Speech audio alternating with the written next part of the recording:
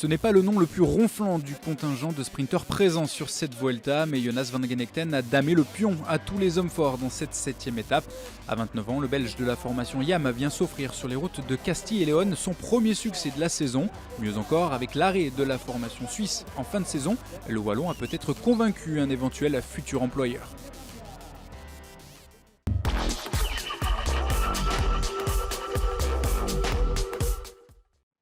Au lendemain du coup de force de Simon Yates, le peloton de la Vuelta empruntait une nouvelle fois des routes accidentées sur un parcours de 158 km entre Maceda et Puebla de Sanabria.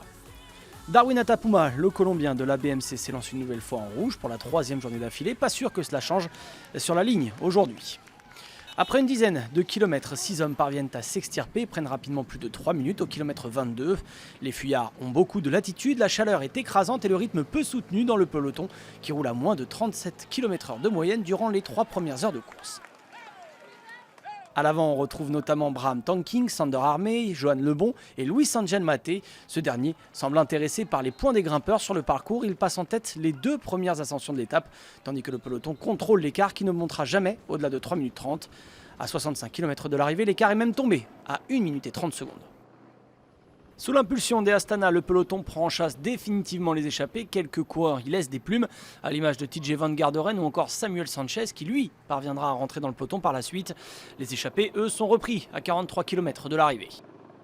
Dans la dernière ascension de la journée, l'Alto de Padornello, Dario Cataldo, à 29 km de l'arrivée, passe à l'attaque. Il est rapidement rejoint par Luis Leon Sanchez, Gianluca Brambilla, Simon Clark et Luis Angel Maté, encore lui, qui cherche définitivement le maillot de grimpeur. Maté, justement, passe en première position au sommet, mais 2 hommes seulement vont faire l'effort dans la descente, Simon Clark et Luis Leon Sanchez. Ils sont encore en tête à la flamme rouge, mais vont être repris dans les derniers mètres par le peloton. Un peloton qui a perdu des favoris pour les arrivées groupées. Et dans le sprint massif, c'est un Belge de l'équipe IAM qui se démarque, Jonas Van Genegten. Il devance sur la ligne Daniele Benatti et Alejandro Valverde.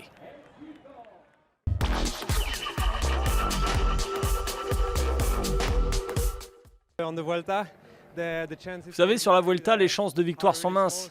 Donc on doit se battre sur chaque étape, chaque jour, afin d'être présent dans le sprint. J'ai essayé sur la première, sur la deuxième j'étais limite, et celle d'aujourd'hui j'en avais fait un objectif. Et donc je me suis battu toute la journée pour être présent dans le finish avec le peloton.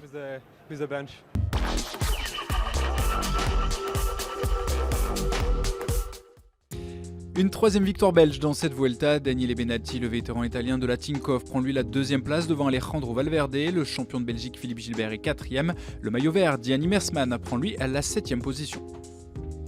Au général, Darwin Atapuma conserve son maillot rouge de leader mais n'a plus que 8 secondes d'avance sur Alejandro Valverde. Christopher Froome conserve sa 3e place devant les 2 Colombiens Nairo Quintana et Esteban Chavez.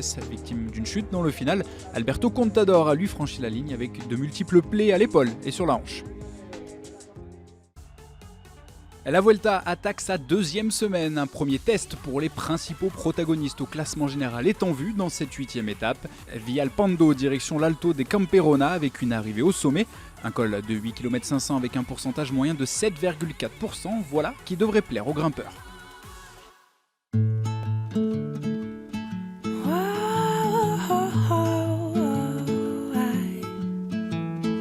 I see you, you see me. I'm as happy as a girl can be, oh, as a girl can be, oh.